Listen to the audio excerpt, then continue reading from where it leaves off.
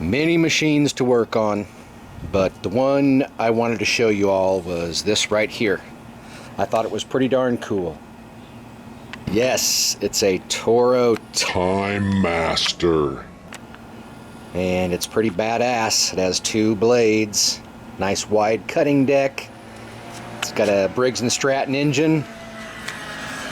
There's my buddy Nick.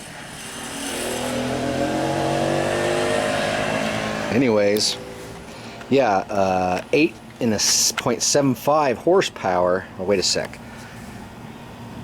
8.75 foot-pounds of torque. OHV 190cc.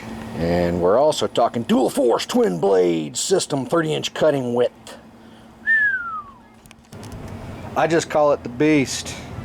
Apparently the customer rolled down the hill with it and oiled up the air filter, as you can see, and I think he put too much oil in it as well.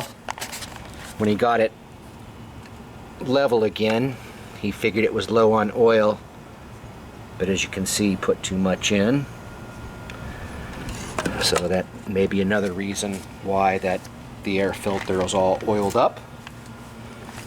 So we're going to give this thing a tune-up. First thing I do is I drain the gas tank. I just tip the mower on its side and pour the gas out. And I'm letting it air dry here in the sun. I want to make sure to dry out this tank completely. See all that stuff coming out of there?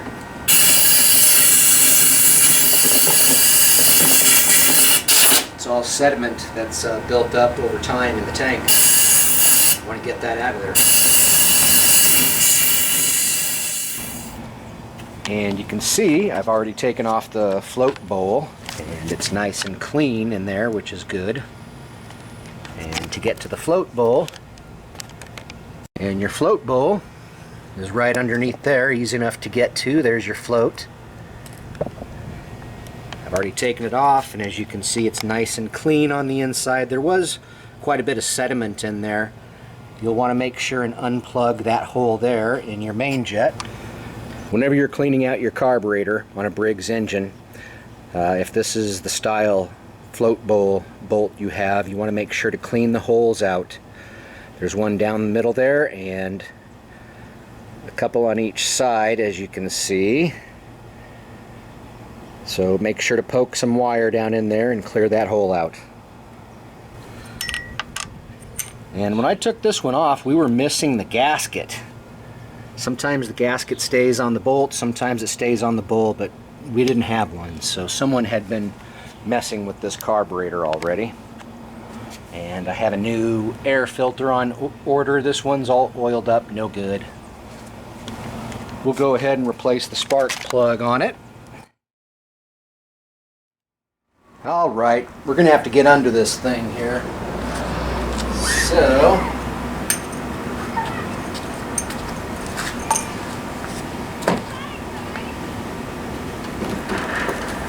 man, this thing's a beast.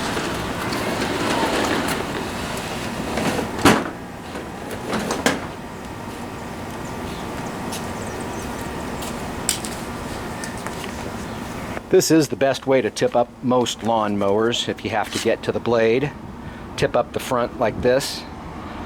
If you tip them to the side, you can end up with troubles. Trust me on this one. Check it out.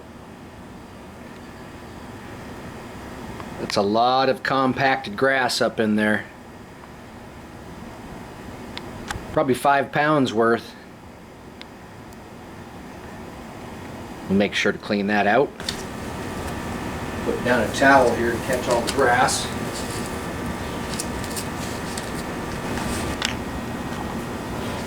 Yeah, that stuff is thick.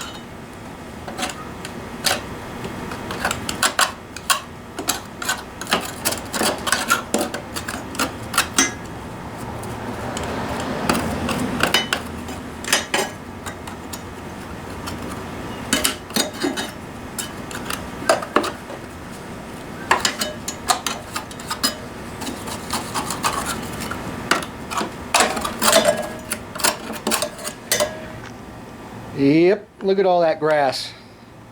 I'm gonna weigh it.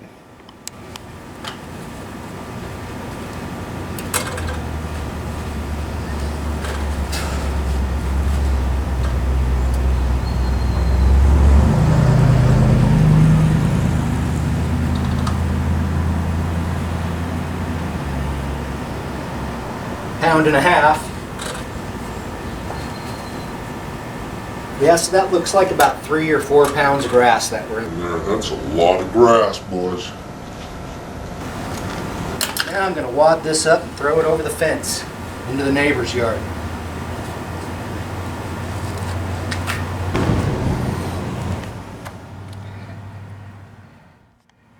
Yeah, you can see it's not perfect, but you know what? It's going to be just fine.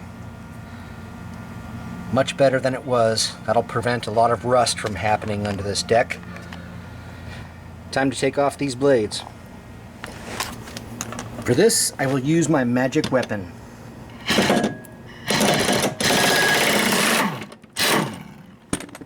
Yeah, baby. That dude's got some string up in there. This blade looks bent a little bit.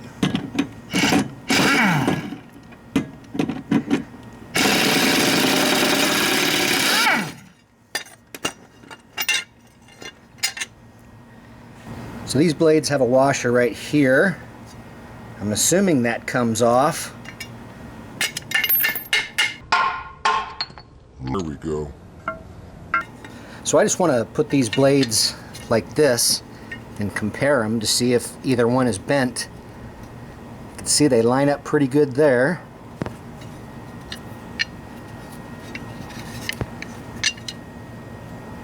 Line up pretty good there.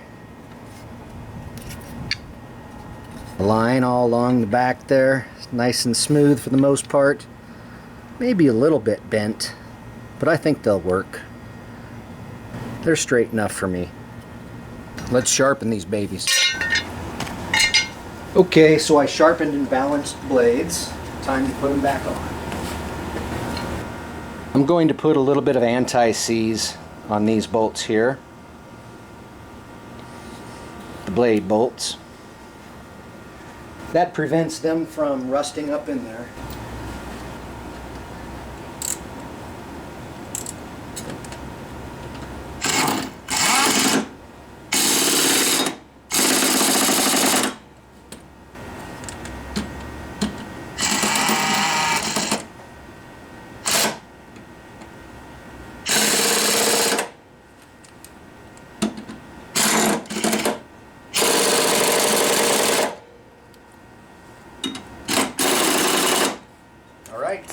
And back on.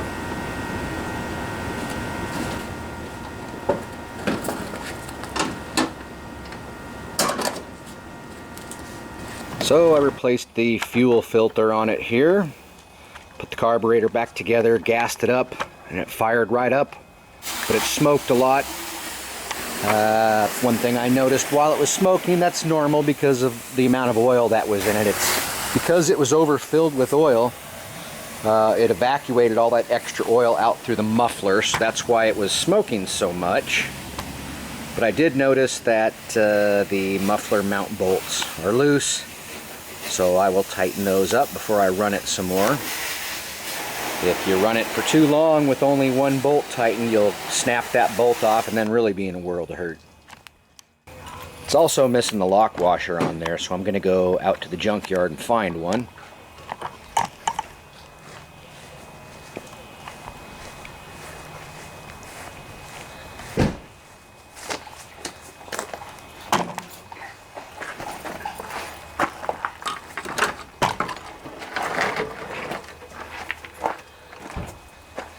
Okay, looks like we might have a willing victim there. I don't know if it's the same size lock washer, but we'll find out. I think I'll do this one that's on the ground.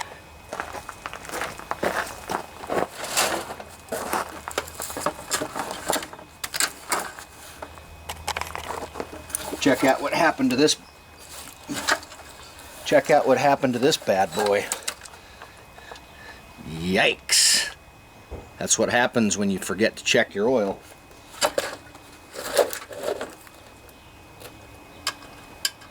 .7/16 socket.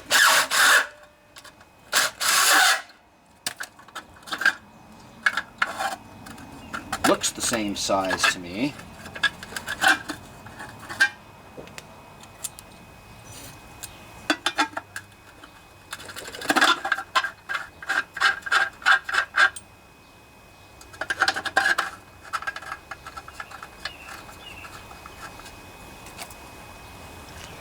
So to get this piece off, I just loosened this 5/6.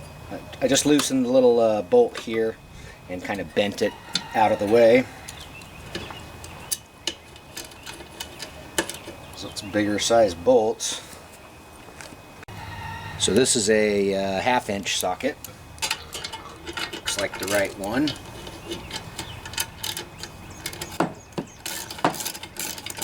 Hopefully this loose bolt isn't broken.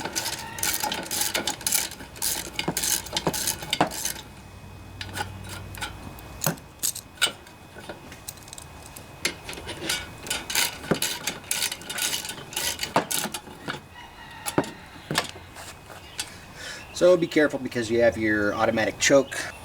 Bummer. I think that's stripped.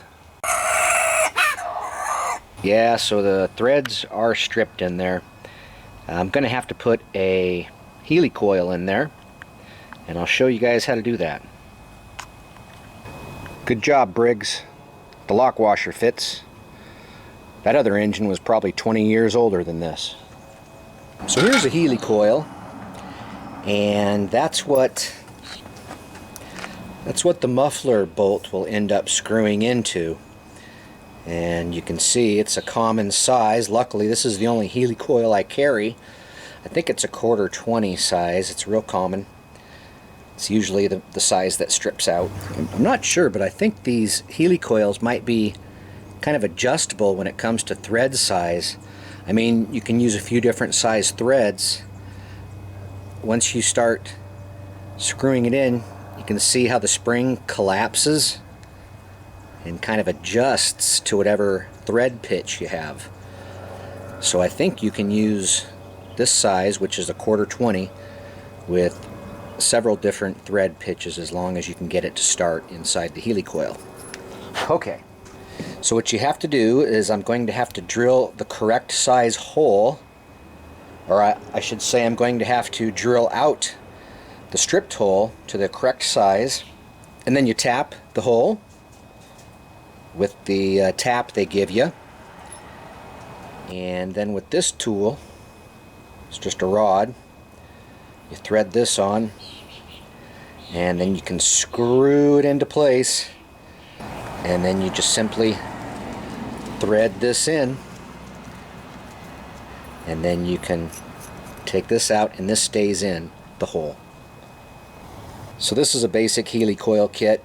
You get your heli-coil, get a bunch of your heli-coils, get about 10 of them, you get the tool to install it, and you get the tap to tap out the hole after you drill it out with this. I'll show you. So I put a little piece of tape on the drill bit so I don't drill in too far.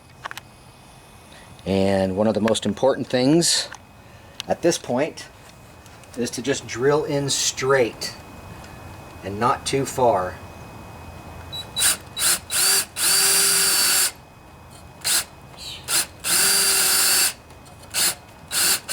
Go big or go home, boys.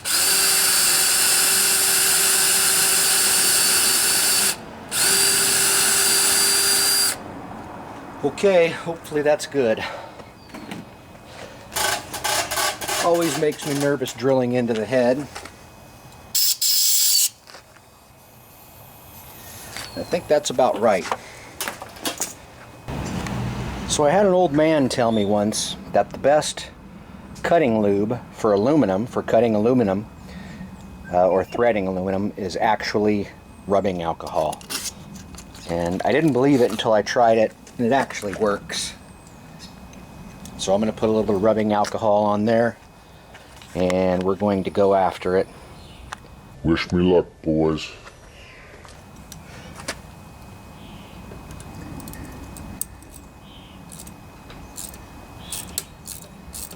So far, so good.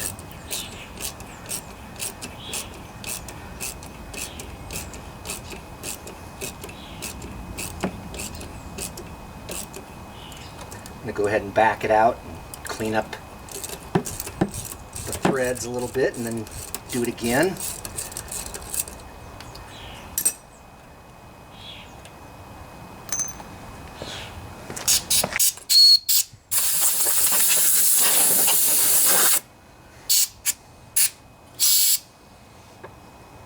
Looks nice, doesn't it?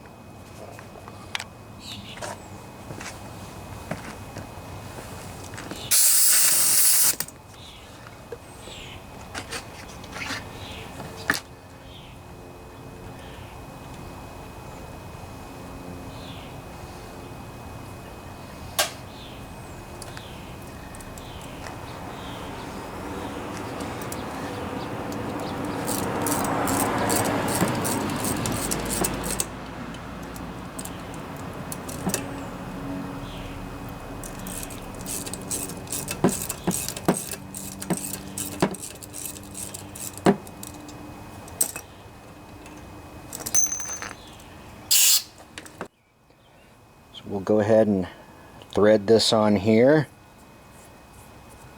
And I couldn't find a socket small enough to get on there, so I'm just going to thread it in like this. Let's do this.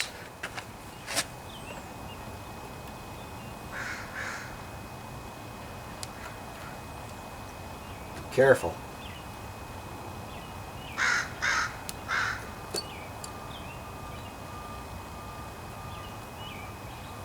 Going in.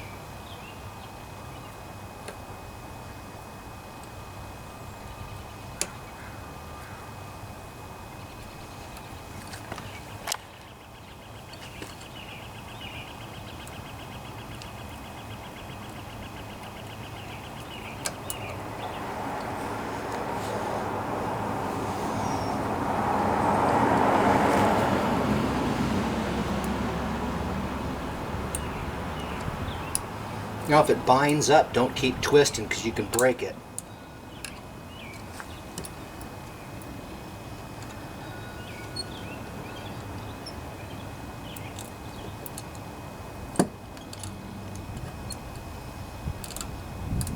I think I'm going to keep it right about there.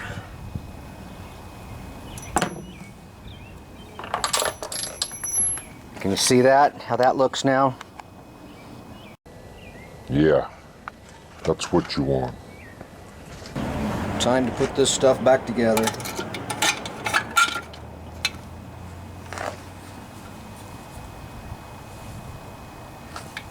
Don't forget your gasket here. I don't know why there was two of them, but I'm going to use them. And make sure to put your choke mechanism back in place like this.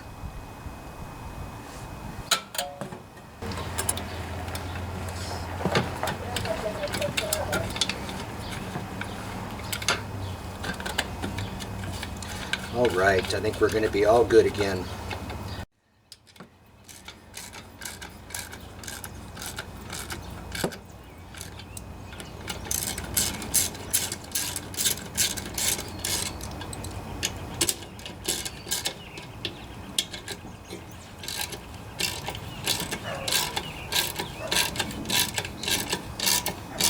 All right, she's tightening it up. Perfect. And not too tight because you can break these pretty easily. All right, now you bend these tabs over so the bolts don't back out like they did before. So you just give it one of these. I just use a hammer and a punch.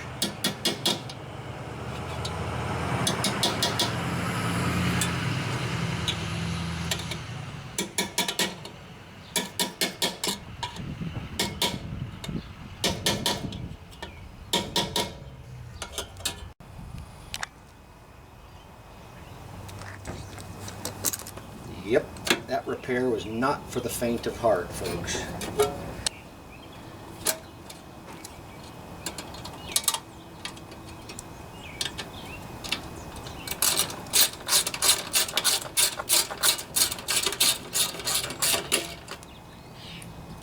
There we go. Alright, now I can test this baby out again. It's going to smoke still, so I'm going to start it up down here.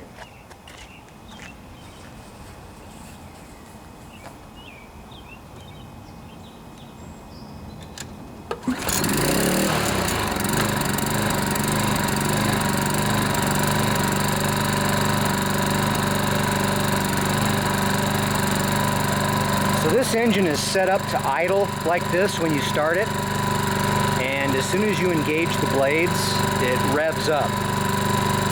I'll show you what I mean. I'll let it warm up a little bit here.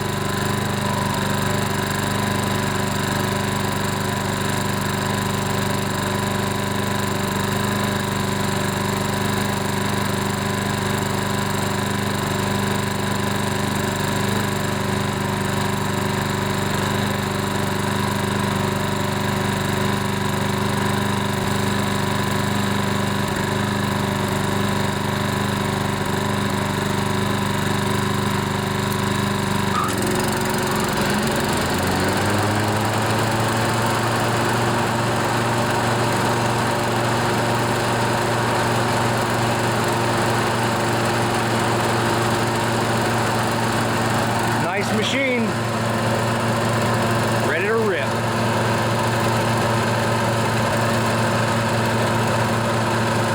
Yeah, there comes the smoke.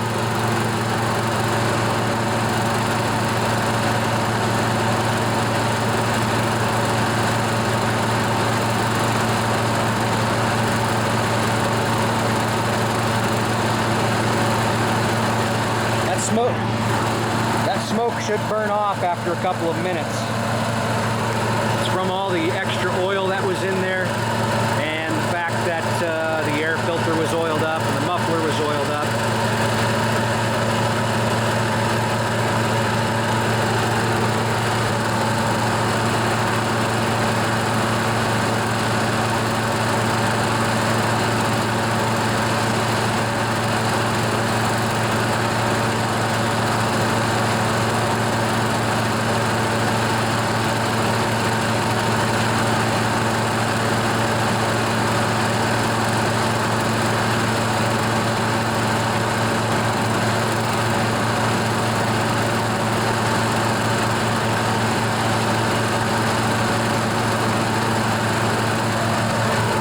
Forgot the dude rolled down the hill with it, he said. End over end, or side to side. Yeah, the dude said he rolled down a hill with it. That's why the oil is in the muffler and air filter and everywhere else.